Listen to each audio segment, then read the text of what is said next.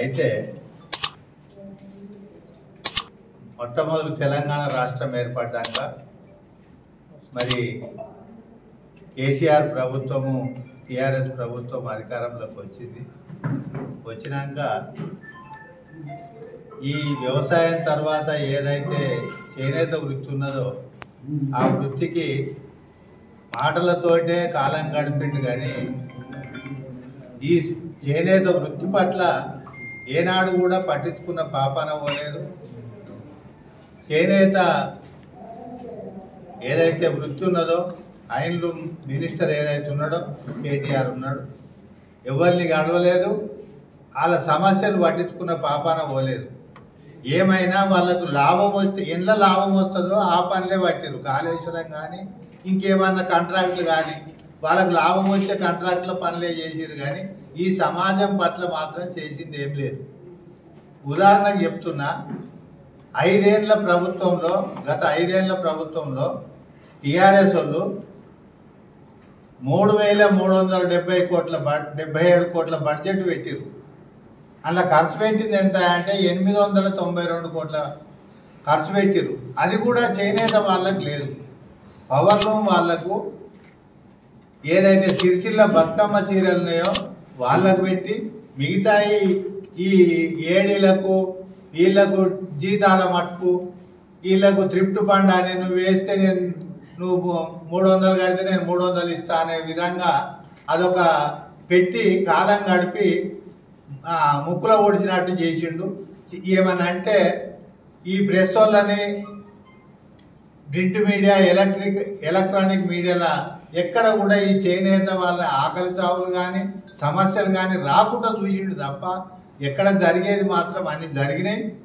అది ప్రధానాంశంగా చేనేత కులానికి చాలా అన్యాయం చేసిండు. ఈ చేనేత సిరిసిల్ల చీరలు కూడా ఎవ్వరు కూడా కట్టుకున్న పరిస్థితి లేదు. అవి ఏమైనా మేము పోతుంటే రోడ్డు పంటి పిట్టలు ఎలగొడుతందుకు చీరలు కట్టిరు. చాలా మంది చూసిన నేను. అటువంటి చీరలు ఇస్తే ఈనాడు కట్టే పరిస్థితి లేదు. మరి అదేవిధంగా చేనేత సంఘం ఎన్నికలు చేనేత కోఆపరేటివ్ సొసైటీలను అసలు పట్టించుకోలేదు. అప్పటి నుంచి ఇప్పటిదాకా వీటిని పొడిగించుకుంటూ సంఘాల అధ్యక్షులను పొడిగించుకుంటూ వచ్చిండు. ఎన్నికలు మాత్రం జరపలేదు.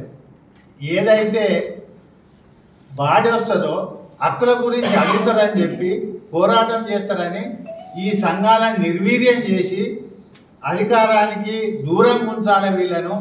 వీళ్ళను వాడుకోవాలి, పక్షాల కలవాగేసి తింటాప్పుడు తీసేయాలనే విధంగా వాడుకున్నాడు తప్ప ఈ పద్మశాలి సమాజాన్ని ఎక్కడ కూడా రాజకీయంగా కూడా దూరమే పెట్టిండు.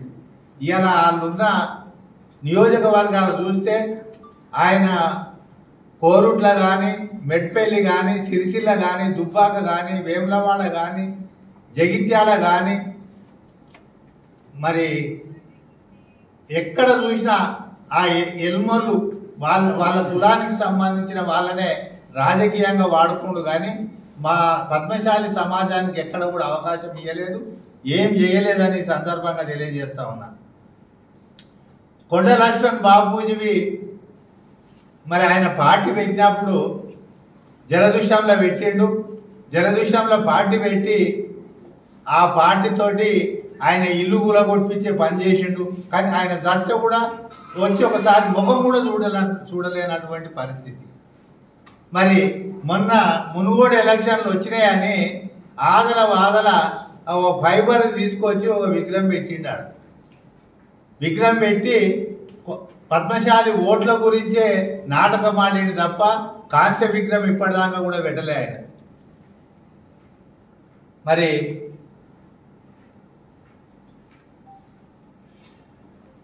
ఈ కేసీఆర్, కేటీఆర్, హరీష్ రావు మరి కవిత వీళ్ళ రాజకీయ జీవితం చూస్తే ఎట్లా సంపాదించుకోవాలనే విధంగా ఈ ప్రభుత్వానికి బంగారు తెలంగాణ అని అందరికి చెప్పారు.